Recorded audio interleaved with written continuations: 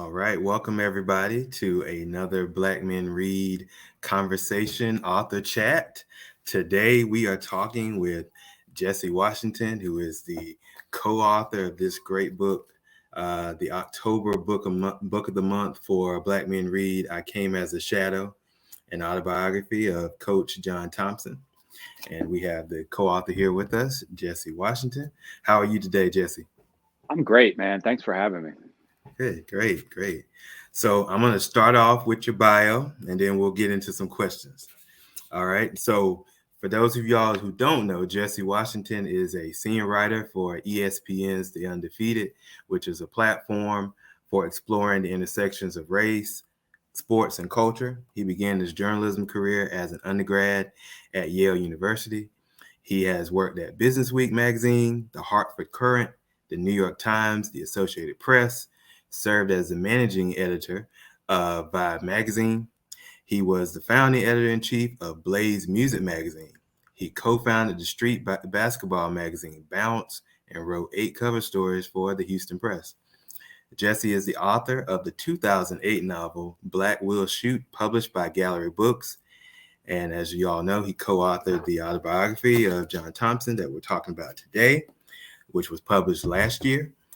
In 2021, this year, Jesse was the writer and producer of the documentary film March on Washington, Keepers of the Dream, which traced the movement of Black equality from 1963 to last summer's momentous summer of 2020.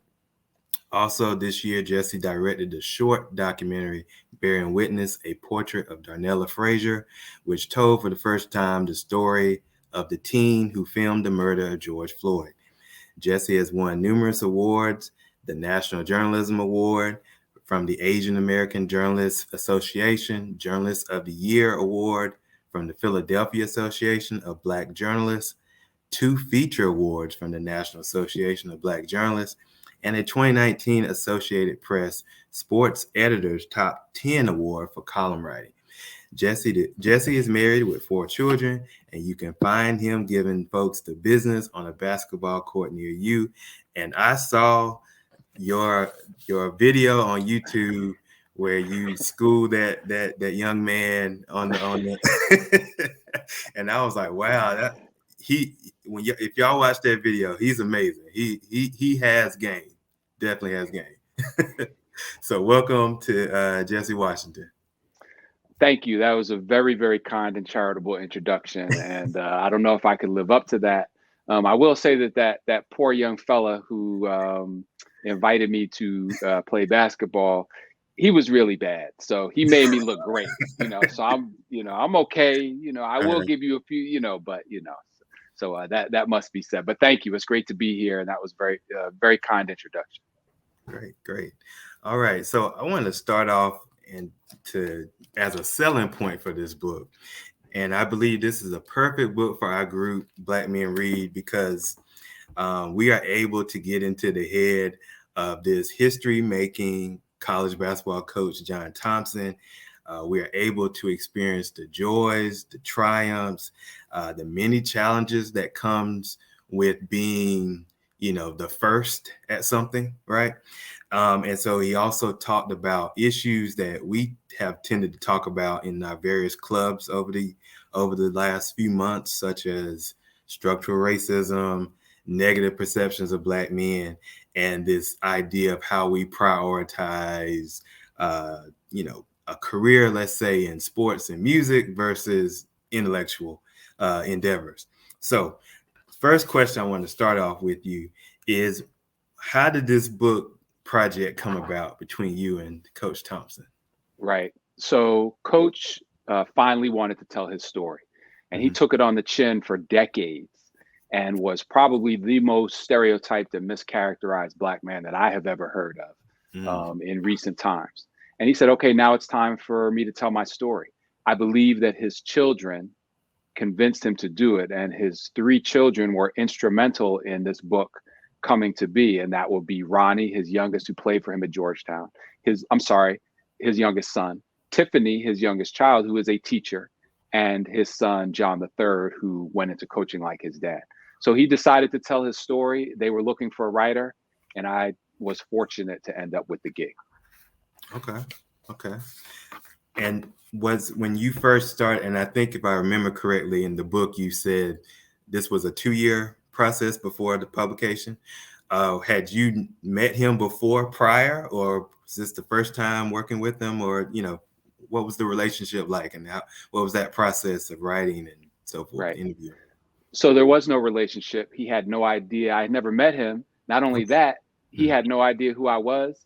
He hadn't read everything that I had written. Oh, wow. Okay. And, but Coach Thompson, as the book explains, loves to find people and, find value in unexpected places. And he had a long history of finding great players that nobody knew about in the nooks and crannies, as he put it. So, to him, I was in the nook and the cranny, and he found this unknown guy. He had a literary agent working for him who did his due diligence, and my name was put forth to him. And, I've been around the block a few times. I've only been doing this for about 30 years, but, I was glad. Hey, that's cool. I don't mind. Coach is from the generation, so he birthed and gave opportunities to the generation of Black journalists and writers that I look up to. Mike Wilbon, David Aldridge, Ralph Wiley. Like, these were the guys that he put, Bill Rhoden, these are the guys that I want to be like. So he was like this Jesse Washington kid. He really summed up one time. I said, Coach, we were talking about why he chose Nike. And Coach Thompson helped make Nike what it is today, even before Michael Jordan. His Georgetown teams were hitting in the hood and had all of us wearing Nikes before the first Air Jordans came out. And he went with Nike before they were even a big deal. I said, Coach, why'd you choose Nike? He said, yeah, they were sort of scuffling around like the underdog. Nobody really knew them. Jess, sort of like why I chose you. So the process of the book, so that's how I got chosen. The process of the book was I would show up and I would be prepared with questions, topics. Coach Thompson's trusted assistant, Mary Fenlon, had kept scrapbooks of his entire career from St. Anthony's all the way through. So I would read what was going on. I would do other research and I would come with questions. And he had bigger themes that he wanted to tie together. And so I wouldn't just come and say, okay, Coach, what do you got? We would sit down probably about twice a week for 2 and 3 hours at a clip. And he would say, okay, Jesse, what do you got? And then once I figured out that was the rhythm, I would come prepared. And then about halfway through, he said, yeah, you know what I like about you, Jesse? You're not lazy. You do your research. And in his own way, I'm sure he knew of this. He was encouraging me. He was coaching me like he would a player, because once he said that, I was like, yeah, okay, I'm charged up now. I want to do some more research, That was how the process of the writing went. Okay. And is his the papers that you mentioned that Mary Fenlon had organized and so forth, is that are those being planned to be in an archive somewhere, or is that kind of still in the works? Or no, they will. I've mentioned several times they're in the care of his family and Georgetown basketball. So they were in the Georgetown basketball office, and it was about 20 to 30 scrapbooks, big binders, where you cut the newspaper out and put it in. And I believe they should go in either the Georgetown Rare Books collection or the Library of Congress. So they're going to be taken care of, so folks can see what this man did. And it was really interesting, because what's reflected in those newspapers is only a tiny, shallow slice of the man and his motivations. And so that was what the book was about. And even so, a few things got through. There's a very interesting point in the book. I don't want to give any spoilers away, so no spoilers in this chat. However, for those of you who ain't done the homework, there's a section in there where I said, Coach, the newspaper said you yelled at the student section and threw your towel in the stands. And he said, well, I don't remember that, but it sounds like something I would do. So that's exactly what it says in the book. Well, the newspaper said I did this, and that sounds like something I would do. A couple of weeks ago, I heard from a couple Georgetown students who were at the game, and they were like, no, Coach, I wrote a letter to Coach asking him for his towel, at the last home game of the season, and he knew me from over the years, and he threw me the towel, and then she sent me a picture of the towel Oh, on the wall of her house right now. Boom. wow. So that goes to show, yeah, we're gonna say those scrapbooks and everything, but the Yeah, newspapers didn't know it. You know what I'm saying? Like, right. so anyway, but they are valuable. They were really useful in putting the book together, and they gave us a starting point to go with. Right.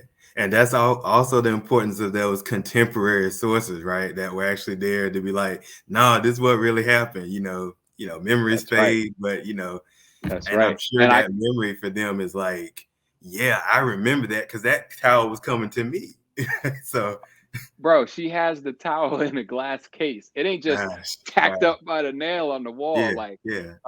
but no, another method that we used with the book was I would call people who play for Coach, or Mhm. people who he coached with, or Miss Mary Fenlon, or we had a tremendous conversation with Dr. Anita Hughes, his professor at the University of the District of Columbia. So we would go and we would have conversations with them on the phone, and or I would go and have conversations with them individually. Coach Patrick Ewing, Dikembe Mutombo, all these type of players. Players, as Coach Thompson says over and over in his book, yeah, everyone remembers me by my great players, but there were a lot of guys I had tremendous relationships with that you never heard of. So I talked to a lot of guys that you may have never heard of. One person who you have heard of or should have heard of, who was tremendously helpful with the book, was Michael Jackson. Tremendously helpful in the book. And so that was really the process of gathering all this information together. Okay. So since you mentioned about the towel, I kind of want you to tell about that significance. It was a very interesting story about, why the symbolism of the towel on his shoulder. Can you give a little brief story about that? Absolutely. So our perception of John Thompson, I grew up as a teenager, 14, 15 years old, watching Georgetown beat Georgetown. And John Thompson, I sort of absorbed this media image of him as this big, bad, scary guy. Right. And I was like the fish swimming in the water. I didn't know I was wet, but that's the impression that I was getting from all of the coverage. Coach Thompson was a mama's boy, in his own words. He loved his mother. He sought her protection and her comfort. This is not a spoiler because it comes in the first few pages of the book. I never felt safer than when I was in my mother's arms, is what he said. And his mom used to have a towel over her shoulder when she was in the kitchen. And so when he first started coaching, he did that as a tribute to his mother, as a way to have his mom close to him. And here's an interesting thing, which is very much a contrast, and it speaks to one of the themes that you mentioned about the Black Men Read Club, which is the overemphasis of athletics. His parents never came to watch him play. Right. They didn't come to watch him coach, and never is a strong word, here and there. They had stuff to do. They had to go to work. Right. They supported him, but they weren't at every, nowadays the parents are the parents is coaching harder than the coaches. Exactly. And so that was a way for him to have his parents there with him, and to have that sense of protection. So many people who were the primary influences on Coach Thompson were Black women, starting with, first and foremost, his mother. So that's where the towel comes from. I was surprised to hear that. Right. And then a good segue to what you just mentioned about the Black women that were influential to him. Sametta Wallace Jackson, right? That was his elementary school teacher, if I'm misspeaking. No, you are not. You're right on point. You've done the reading. And so she was the one that pointed out, because he was at a school that had a white teacher that was saying he was retarded, that was trying to get him kicked out. But when he got transitioned to another school, she was the one that pointed out to the family and him that he has a reading disability, right? So what outside of that, I mean, that's probably the biggest example for her. What else did she teach him that was beneficial to him later on in life? Oh man, so she was a protector of his feelings, not only an educator, but she was the first person to put into him the role of teacher as protector. of a child's self-esteem, of his dignity, of his feelings. So the other thing she did after she figured out that he wasn't stupid, that he just needed reading help, she held him back a year. But he said, Jesse, I was the biggest kid in school already. You held me back another. That had the potential to be extremely embarrassing for me.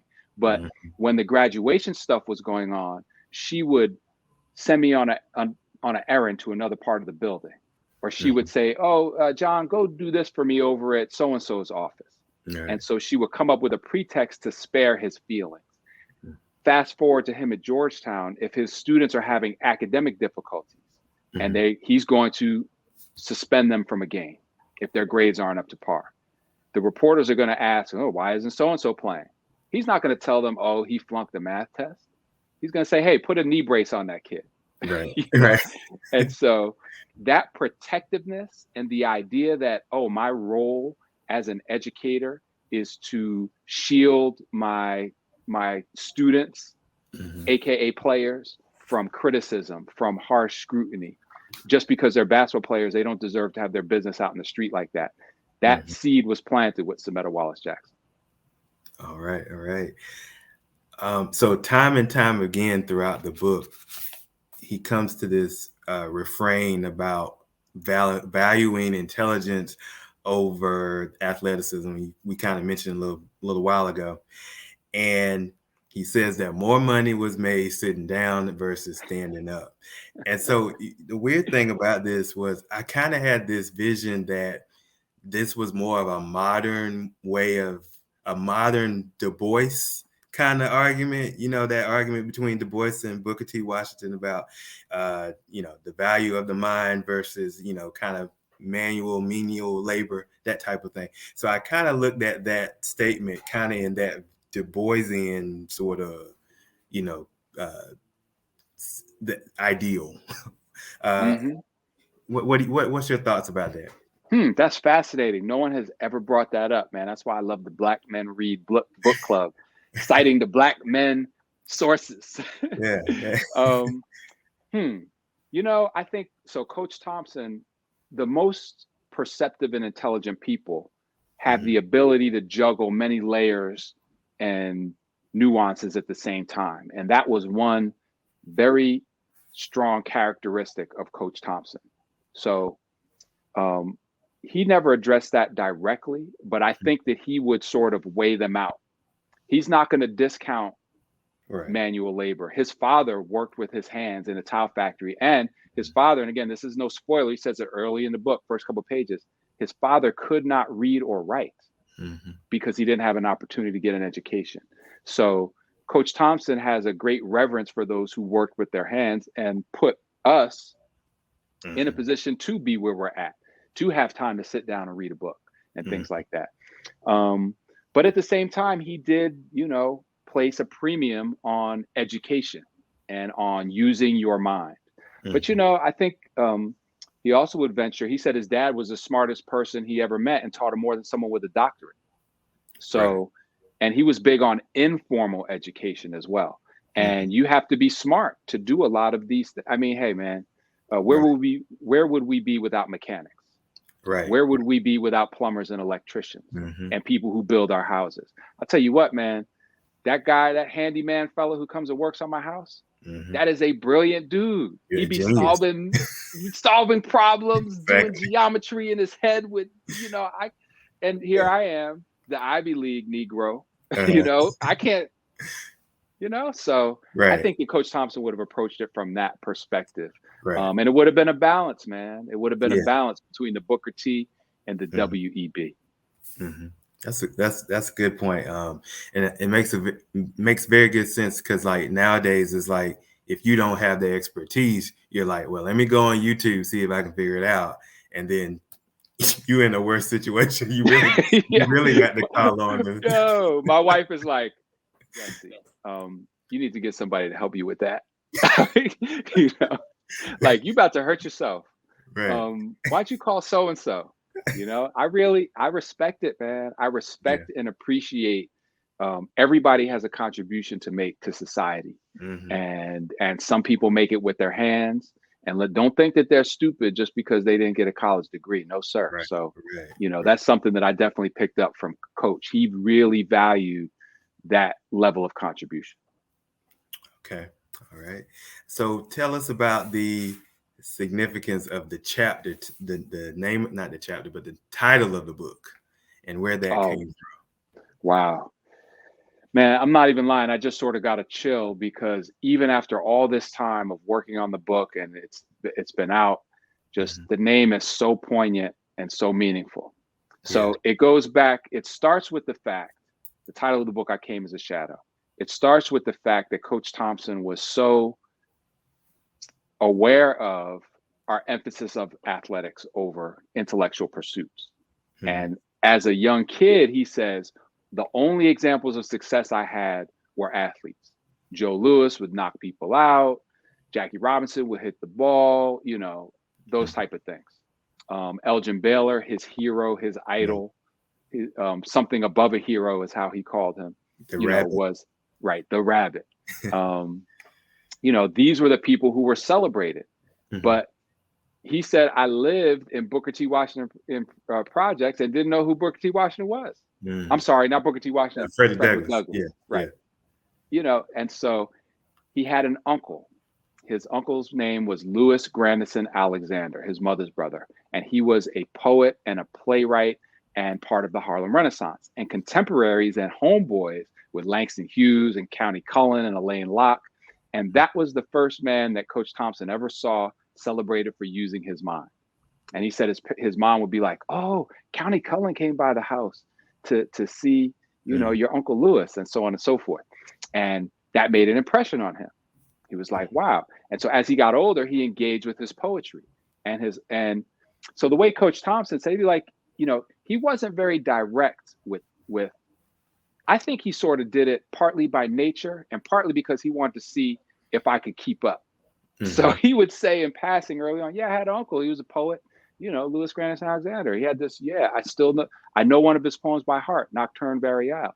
And he would recite the poem. And the first line of the poem, I'm not going to ruin it for y'all. The first line of the poem is, I came as a shadow. Now picture big old John Thompson, who's known for cussing people out and keeping 7-foot dunkaholics in line. Reciting poetry. And Coach Thompson recited the whole poem front to back. Wow. And then he mentioned it again a couple of days later. My uncle's poem, and it made an impression on me. And then finally I said, the light bulb went off. I said, Coach, do you identify with the narrator and the narrator in that poem? And he went, and then his daughter, Tiffany, about 6 months into the project, we were talking about titles, and his daughter, Tiffany, said, I think the name of the book should be I Came as a Shadow. Wow. And as I got that feeling like, oh man, to me, the title of the book, or the first, part of anything, is the second most important part of any written endeavor. The most important to me is the last line. And so I'm not going to spoil that. So his daughter came up with the title, but it was inspired by an example of intellectual achievement. And for all the heroes that he had, this is a man who played basketball with Elgin Baylor and Bill Russell and Casey Jones, and was a contemporary of Red Auerbach and Dean Smith, and his homeboys with Michael Jordan, and on and on and on. And his revered figure is his uncle, Louis Grandison, a poet. Unbelievable. And a gay black man to boot, and it was funny because Coach Thompson didn't come out and say, yeah, my uncle was gay. Coach Thompson said, yeah, my dad was a little, suspicious of my Uncle Louis, because, he's like, I'm out here working and you sitting around on my sofa eating my food, writing poetry. And, my dad didn't really rock with him, blah, blah. And then I started to say, okay, Elaine Locke, and he was in the theater, and he wasn't married. And one day I asked him, I was like, Coach, was your Uncle Louis gay? And he went, So, I mean, just to me, it's a testament of how much there was to John Thompson that the general public, as much as we followed him and loved him and read about him, had no idea what was going on beneath the surface. So many layers. So many layers. Yeah. And so that's one layer in the book. Thank you for asking. That's a great question. And thank you, Tiffany, for suggesting that as the title. Yes, powerful. And then with the picture on this cover, it just kind of fits with the whole, emotions of that title as well. So absolutely. Thank you, Tiffany, as well from me. So get to his brief career with the Celtics. So that's probably in terms of the sports, his sports career. That was his first brush with sports racism, right? With this the black quota. I'll be honest, I had no idea. I didn't know that much about that part of it at all. I mean, I guess I kind of should have expected that, but I had no idea that there were, racial quotas for the NBA at that time. And so he was sort of the beneficiary, but even though he was kind of always pitted up against another fellow black athlete. And so I had a question about this because I was wondering, and maybe you have some additional information that maybe wasn't in the book, but there was a point about how many black men that would have gotten into the NBA had that rule not been there. And I was wondering, are there any numbers, any guesses of how many players there could have been? Right. Okay. So first thing, I don't think it was his first encounter with racism. Okay. I think it was the first time that it cut him deeply, because before he was the commodity and the beneficiary of it. But now he saw his roommate and his best friend from back home, first round draft pick get cut. Yeah. When he's got, and Coach was so kind-hearted. I had the names in the book, and so-and-so was still on the team. Coach was like, nah, it wasn't their fault. Take them out. But they didn't discriminate against anybody, but they still benefited from it. Right. They still benefited from discrimination, and that's still going on today. Right. But yes, it was a huge issue for him, man. He was torn up about it. It was very difficult for him to deal with. So, any numbers on the people who were, who didn't make the NBA? So, I'll just start with who I mentioned a second ago, Ollie Johnson, All-American, University of San Francisco, which was Bill Russell's alma mater. They were a national power. I believe they went to the NCAA tournament the year before. Like I said, All-American, first-round draft pick, but he gets cut. And basically, they got the quota. They got the quota, and he played the same position as Coach John Thompson. And this is a man who they used to play pickup. Like, they were homeboys. Right. Imagine if you and your home, and he's like, Coach Thompson was like, Jesse, it was our dream. We're here in the league. And we knew that one of us got to go. So as far as quantifying it, he never did. But here's an exchange that I would have with Coach Thompson. And, sometimes I would challenge Coach. That's part of your job. Mm-hmm. And so he'd be like, yeah, there's no telling how many great players. I saw some of the greatest players ever on the playgrounds who never got a shot. I was like, great. What? Like, he's like, we don't know how great they could have been. I say, yeah, but like greater than, better than Bill Russell. He was like, we don't know. I said, what about Michael Jordan? You think there's somebody undiscovered out there who was better than Michael Jordan? I mean, come on, Coach. Like, and I said it like with a little bit of skepticism, and he was like, look, we really don't know. I'm telling you, I saw some people we don't know.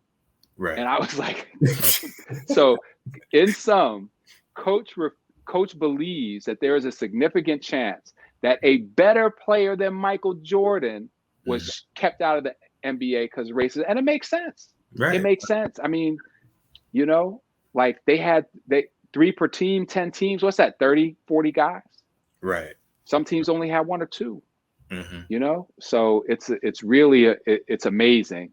And like you, Raymond, I had forgotten about that whole era of the NBA and the quotas. I just, and so I didn't know that there was this period where they let us in, but they still held us back at the same time. I was like, oh, what? Bill Russell out there winning 9 championships. It's all good. No, it's not.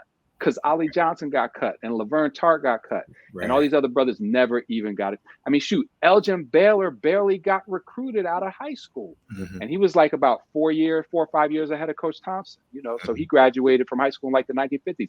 Elgin Baylor was killing everyone in Washington, D.C., and nobody offered him a scholarship except some crazy junior college out in Idaho or something, like literally. I'm getting upset just thinking about it now. Like, so we almost didn't know who Elgin Baylor was. Mm-hmm. And this is a man who, I mean, shoot, when Elgin Baylor, I mean, they got videos of him Euro stepping in like 1960. So, you know, aside from floating, let me calm down, man. Keep going, man. I'll get right. Let me. I know. Okay. Yeah, that's good. I like the fire. I like the fire. But one of the things I did like about this book is and I've seen this, other people have been explaining this as well, but you know, the honesty, right? That he wasn't afraid to, or at least in the book, address the flaws that he had. You know, at times it was kind of in jest, where it was, I think there was a situation when he was talking about the players being concerned about the players' well-being, but he's also still concerned about winning, right? And so I was kind of curious, as you were talking about, you know, you were pushing him on some of these answers on some of your questions. Was he automatically talking about his flaws, or did you have to pull some of that out of him, or, you know, that was just natural to him? So he was very quick to say, I made a lot of mistakes. Okay. I think that he had a natural ingrained resistance built up out of surviving all of these years of unfair criticism. Right. And other things, I'm not really sure, but like the details of those mistakes, you know, it took some time to get to. And I think he had to trust me also. So I didn't go there right away. Right. It was a good 4, 5, 6 months. His children might say longer before he really trusted me. You know, before it was like, okay, this is the one, he's going to finish it. Like, yeah, I put you on, you know, you may be in the game right now, Jess, but you can get benched. You might even get kicked off the team if you mess up bad enough.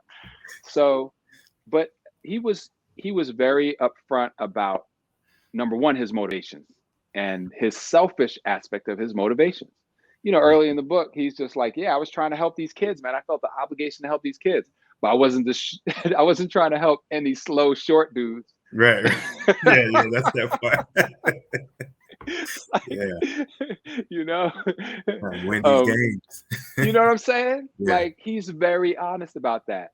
I felt the part where he really got into his mistakes the most was when it came to the dude who played after AI from DC. Shoot, what was this guard? Dang it, man. I'm having a senior moment. But long story short, famous player from DC, Victor Page. Okay. Yeah.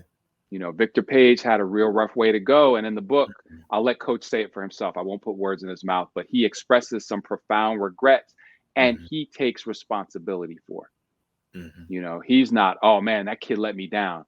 I made a mistake with him.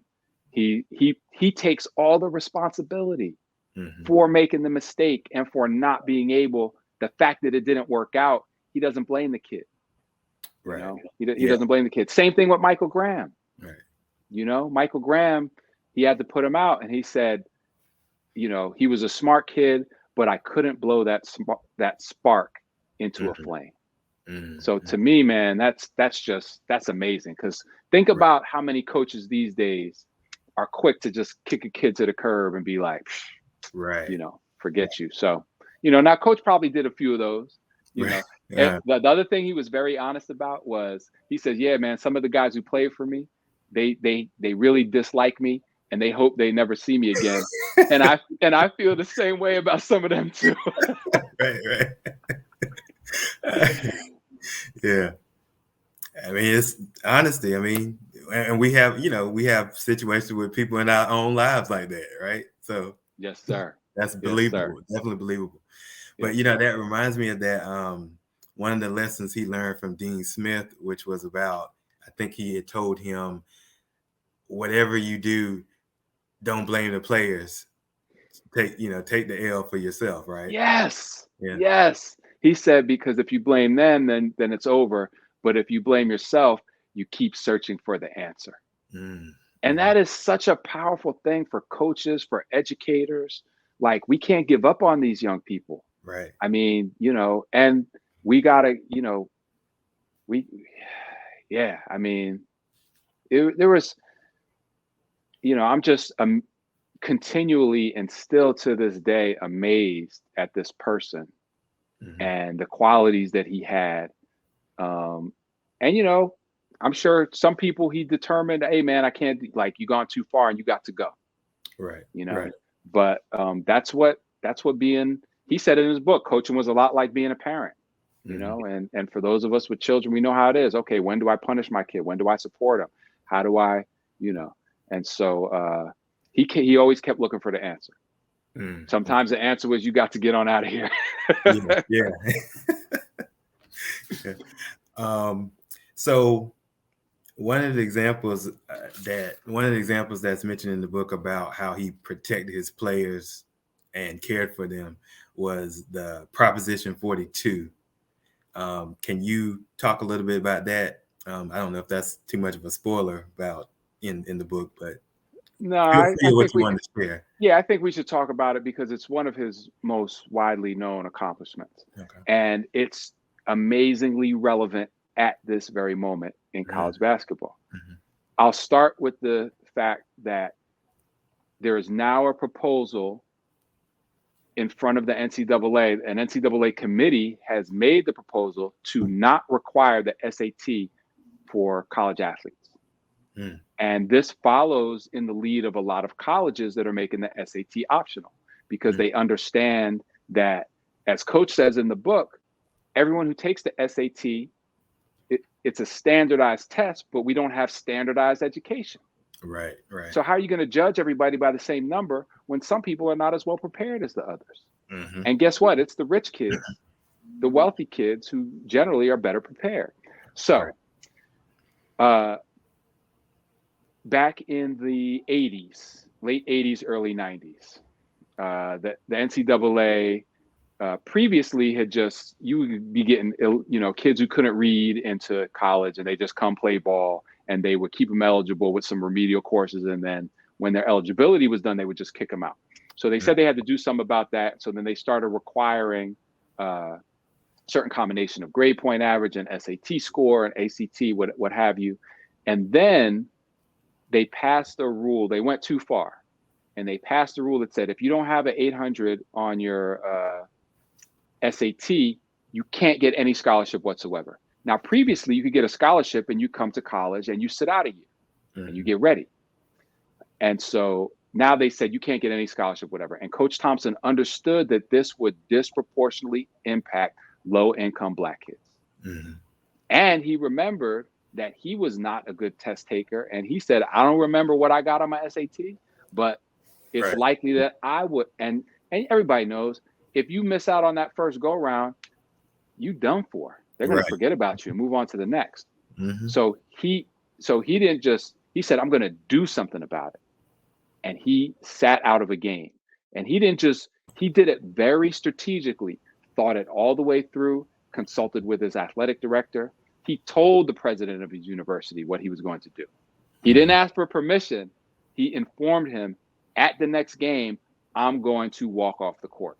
He let the media know what he was going to do. And then before a game on national television, see, Coach was smart, man. He was smart. And so it was a huge story nationally. Coach boycotts game over racially discriminatory academic rule. And this man made the NCAA change the rule. It only took 2 games, and they took the rule back. And now I think where we're at with where the rule is today, where they're not even going to require the SAT, it shows that he was so far ahead of his time in that regard. And what he says in his book is the SAT is an educational instrument. It's not meant to be a pass-fail thing. It's one instrument that we have to assess children. Don't turn it into the arbiter. I might be mispronouncing that word. Sorry, Coach. Of whether you're in or not. Yeah. I mean, one of his most enduring legacies He put himself at risk. Mm-hmm. He could have been, there were a lot of people who wanted him fired over that. A lot of people said he didn't deserve to be coaching. Mm-hmm. But as usual, he proved to be ahead of his time. Right. And the other two things I liked about that section of the book was, the players wanted to get involved too. They wanted to boycott, and he was like, no, don't do it. But then on top of that, it was like, well, I would think you could just stop the story right there. But the fact that he brought in Arthur Ashe's viewpoints on it to show, we all didn't agree. He was on the other side of that. And so I really respected that, just to hear, that other point of view, even though I'm still on his side of things when it comes to, him taking that stand. So, yeah. Coach said, I wanted to engage with Arthur Ashe. Number one, I respected him. And number two, he said, I wanted to test the courage of my convictions. Let me hear you out. Too often these days, we just get in our own little box and listen to the people who agree with us. Right. Let's go listen to somebody who has an opposing view, and see if your arguments really hold up, Right. So that was a very touching, and just, it made me proud. That chapter just made me proud of Coach. And he brought something up. He said, yeah, everyone was just looking at me as a basketball coach. I got a master's degree in counseling and guidance. I am an educator. Yeah. I know what I'm talking about over here. You know what I'm saying? But y'all just thinking that I'm doing it to get, all my kids are good. My kids got the necessary score. I'm worried about all these other people. So he put his own stature at risk to help those with less than. All right. So another question I had for you there was a section, I think it was talking about in the 80s when the team became all black, right? And there was this moment where it's mentioned in the book that America and Black America thought that Georgetown was a HBCU. And it's funny because growing up, so I'm a child of the 90s, right? And so I don't actually think I knew the distinction between HBCU and, PWI and whatnot at the time. But I associated Georgetown with being black from my memory because, my mom, she had on the Georgetown Hoya shirt. My dad was a big fan of Thompson as well. So I'm just like, and this black man is coaching this team. So I'm like, oh, must be a black school. So right. Yeah. And Coach Thompson wasn't just any old black man. Yeah. I mean, he was a black man, capital B, before that was a thing. Yeah. So yeah, man. No, I've had that is not an all exaggeration. I've had lots and lots of people tell me, wow, I really thought they were HBCU. See, the thing is that Georgetown back then in the 70s and 80s, it wasn't the Georgetown that we know now, which is all elite and nationally known. Right. They got a national reputation based on what Coach Thompson did. The president of the university told me in one of our interviews of research for the book, he said, look at the average SAT scores of our freshman class when Coach Thompson started and now. It's like night and day. Look at the endowment of the university from then till now. A lot of that is due to what Coach Thompson did. He gave them a national reputation. And so, but a lot of people were surprised when they visited Georgetown campus and saw that there were very, very few of us, roaming around there. But, it was an amazing, amazing thing. Yeah. So, I'm going to ask this question. If it's too spoilery, we'll move on. But I wanted to ask you about this. Near the end, he kind of comes full circle, focusing on his family and legacy and all that related to Georgetown. I was kind of curious about how he viewed himself. There was a quote where he said Georgetown hiring him was a form of them healing itself, right? And so I'm wondering, would he have considered himself some form of reparations for the school? The word reparations he did use that word sometimes in our conversations, not specifically in reference to himself, but it was in the atmosphere. You know what? I think I could probably go right to that part. Let me grab a copy here. If I'm not mistaken, I know exactly where it is. And just for the record, for all y'all out there, I think the last chapter is the best chapter in the book. And Coach really, really just it's surprising. It's very moving.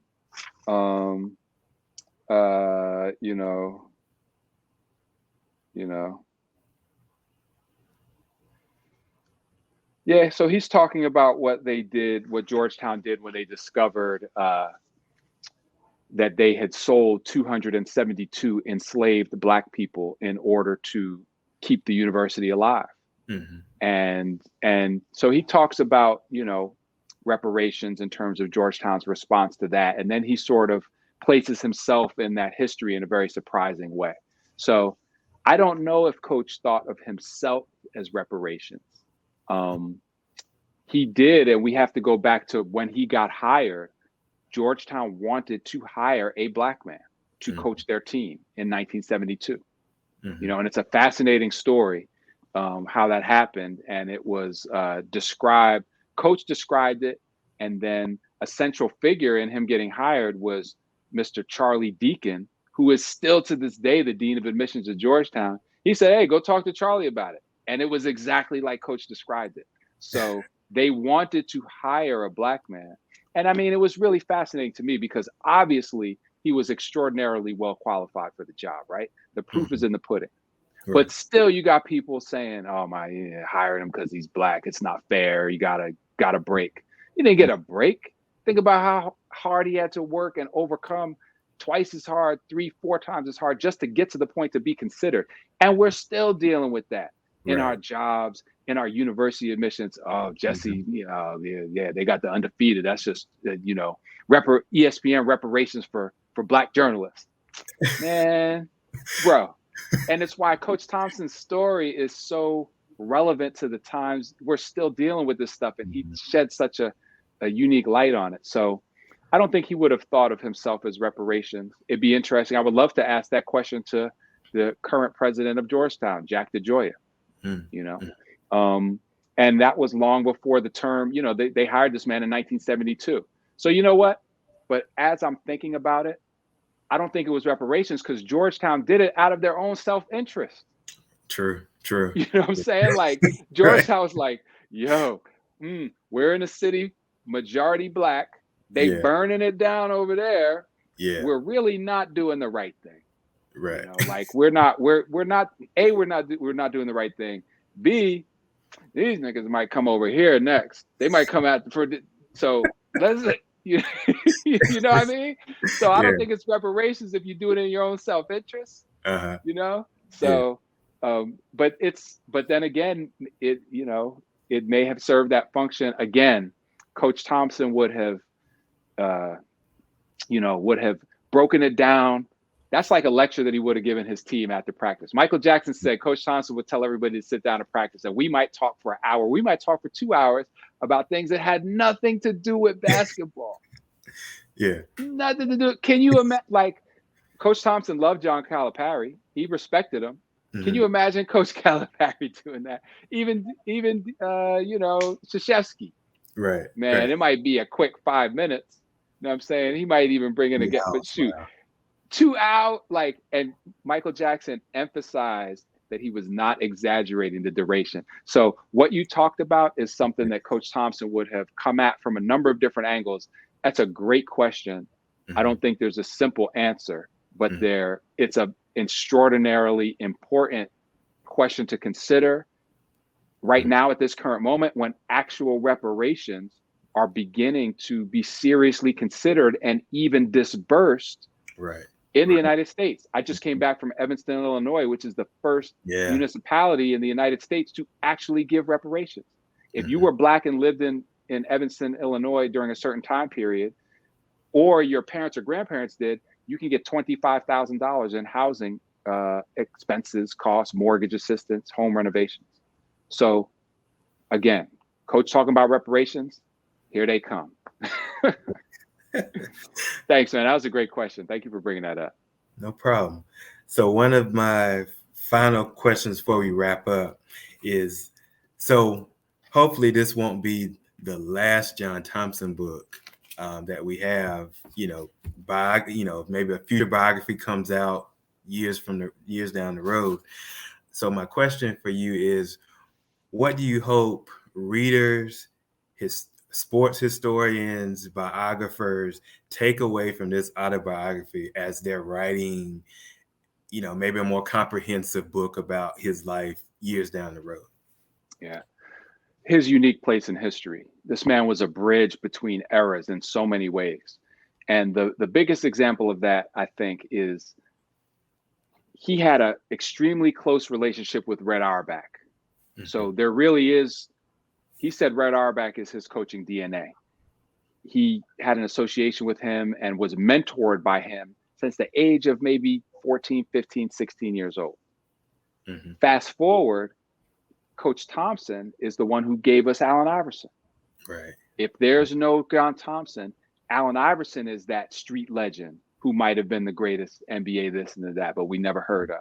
Mm-hmm. And so to span that era, to bridge the Red Auerbach era to the Allen Iverson era, you can't think of two more different, people than those two. Right. And John Thompson connected those and so many more, John Thompson educated me. Hey, man, I'm a bookworm. I read things. You know what I'm saying?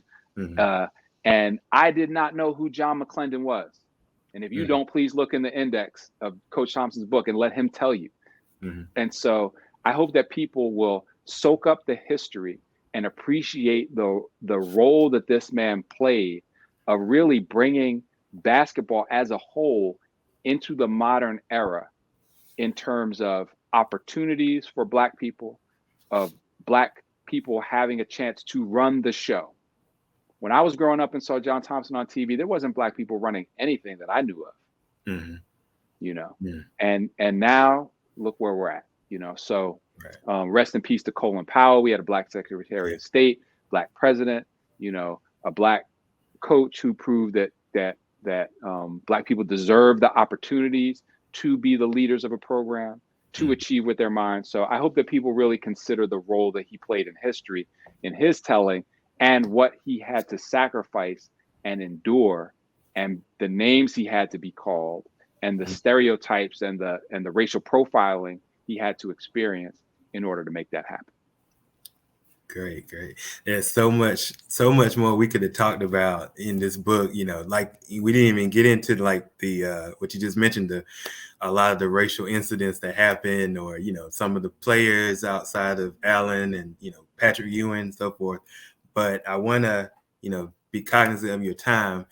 My last question is, since this is a Black Men Read Book Club, what are you reading now, or something, or any books that you've read recently that you want to recommend to our brothers out there and our sisters that are watching as well? Yes, sir, man. Thank you for that. This ain't one of these bookshelves for show. You know what I'm saying? Okay. This is these books is getting read, bro. This is my, like, these are the ones I'm hoping to get to these in the next 12 months. So these are the jumps, I'd be reading these things. My man, Damon Young. Okay, so I'm just going to turn around and take a look. Damon Young, my man from Pittsburgh. Mm-hmm. What doesn't kill you makes you blacker. Okay. Damon Young, if y'all don't know who this dude is hilarious, insightful, basketball dude, dope. So that's a memoir. What doesn't kill you will make you blacker. Gary Webb, Dark Alliance, a classic, documenting that whole TV show, Snowfall. That's Dark Alliance. How the CIA knew they were putting crack into Los Angeles, giving it to Freeway Ricky Ross, mm-hmm. and helped to start the crack epidemic. CIA mm-hmm. knew. Mm-hmm. Okay, so there's that. I'm a fiction dude. Okay, there's a new dude, relatively new on the block, new writer on the block. His name is S.A. Cosby. Yeah, he is a bad boy. Yo, he is a bad boy. Like, he's giving me Walter Mosley vibes, bro. Okay. I'm telling you. and his story is dope. He put in the work. Just, you know, like, so I read Blacktop Wasteland is his first novel. Dope. And I'm about to get into Razorblade Tears. So this boy S.A. Cosby, like, he is that, like, I'm telling you, Walter Mosley, he might be the successor. I'm a big Dennis Lehane fan. See, I read white people too. You know what I'm saying? Yeah. You know, Dennis Lehane is dope. And so S.A. Cosby is he's hitting that stride, bro. So there's that. I'm an Octavia Butler dude. Okay. I love Octavia Butler. So if any of you have not ever checked her out, science fiction, but like, man, let me tell you what I just read in Octavia Butler today. I'm at my daughter's basketball game. They blown them out by 30. See, you got me on one now. As you know, I'm like KRS-One. I'm just looking for something to go off on a rant. So I'm gonna keep it short.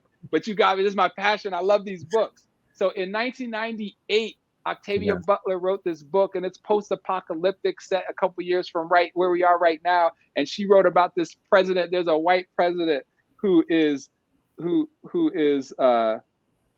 his followers are running around burning people up and beating people up, and he condemned them in such mild language that his people heard what they wanted to hear.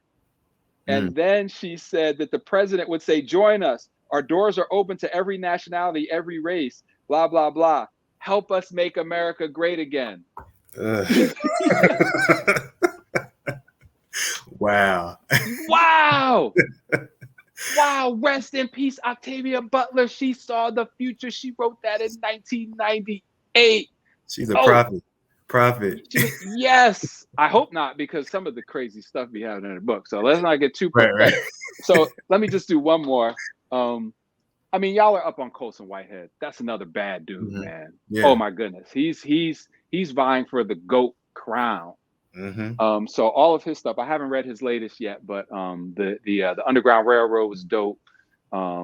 Nickel Boys was dope. And I'm gonna have to come up on one left field joint. I know I got one left field joint in here. Let me see. I mean, I should probably get sort of eggheady since I'm a journalist and whatnot. So let me see what we got on the egghead tip. You know what? Y'all know those already because those are the ones I write about. But I'm going to give you an offbeat one. This is my man, Bobbito Garcia. Where'd you get those? New York City sneaker culture, 1960 to 1987. This is like, if you're one of these sneaker dudes, this is a terrific, fantastic, beautiful book about how we got to the point where my daughter came and asked me to buy her a pair of shoes for her birthday, and it cost $300 something. And I was like, I'm not getting that for you for your birthday. She could turn 14. I was like, I have $300. I could buy it, but just on principle, I'm not gonna do that. Yeah, I'll get you a snowboard or whatever, something like that. I'm not. So this book explains how we got here. It's super dope.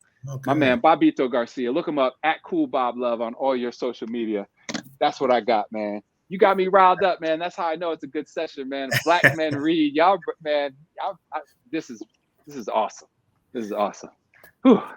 Well, I appreciate. Gotta go out and like run 5 miles or something now. Read an encyclopedia.